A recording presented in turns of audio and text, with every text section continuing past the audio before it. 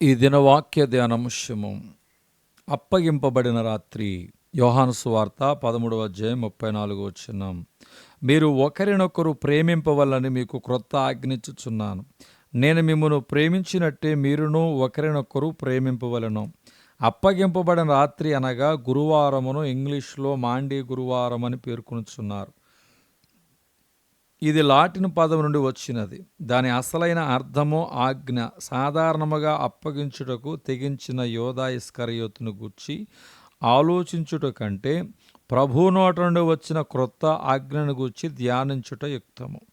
ప్రఖ్యాత దైవదాసుడు 11వ ఆజ్ఞ ప్రేమ అని పేర్కొనిరి. అవును, 10 ఆజ్ఞలు క్రీస్తు పూర్వం ఇవ్వబడిన ఆయా సందర్భములలో ముఖ్యముగా మంచి సమరయుడు వంటి ఉపమానము ద్వారా పొరుగువారిని ప్రేమించుటను ప్రభు నొక్కి వక్కానించును. దిగువ వాక్య భాగమును ప్రార్థనాపూర్వకముగా చదవండి. మన దేవుడైన ప్రభు, అద్వితీయ ప్రభు, నీవు నీ పూర్ణ హృదయముతోనూ, నీ పూర్ణాత్మతోనూ, నీ పూర్ణ వివేకముతోనూ, నీ పూర్ణ బలముతోనూ నీ దేవుడైన ప్రభువును ప్రేమింపవలనది ప్రధానమైన ఆజ్ఞ. రెండవది, నీవు నిన్ను వలె నీ పొరుగువానిని ప్రేమింపవలనది రెండవ ఆజ్ఞ.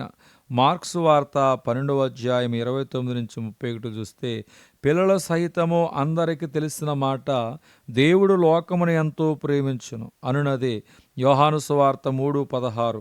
పౌలు ప్రేమను గుర్చి 1 కొరింథీ పత్రిక 13వ అధ్యాయం ప్రారంభం నుండి చివరి వరకు ఆయా కోణములలో రాసి తుదకు విశ్వాసము, నిరీక్షణ, ప్రేమ ఈ మూడును నిలుచును. వీటిలో శ్రేష్టమైనది ప్రేమయే అని అద్భుతముగా ముగించుచున్నాడు.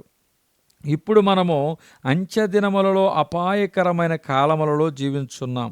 అక్రమము విస్తరించుట చేత అనేకులు ప్రేమ చల్లారుతుంది అని ప్రభు సూచన అంతటా కనబడుచున్నది. ప్రకటన గ్రంథము 2-3 అధ్యాయాల్లో 7 సంఘములకు రాయబడిన లేఖనములు ఉన్నవి. అందులో పేర్కొనబడిన అంశములు 7 సంఘములో కనబడుచున్న స్థితిగతులను తెలుపుచూ ఉన్నవి. మొదటి సంఘము పేరు ఎఫెసు. మొదట నీకుండిన ప్రేమ నీ వదిలితవని నేను నీ మీద తప్పు ఒకటి మోపవలసినది. 2వ అధ్యాయం 4. అప్పుడును ఇప్పుడును ప్రేమించువాడు అరుదుగాను, ప్రేమించినట్లు నటించువారు ఎక్కువగా ఉన్నారన్నది నిజము. క్రీస్తు ప్రేమ మమ్మును బలవంతము చేయుచున్నదని పౌలు భక్తుడు 2 కొరింథీ పత్రిక 5వ అధ్యాయం 14లో మాట్లాడుచూ ఉన్నాడు. దేవుడి దినవాక్యమును దేవుడు దీవించునుగాక. ఆమెన్.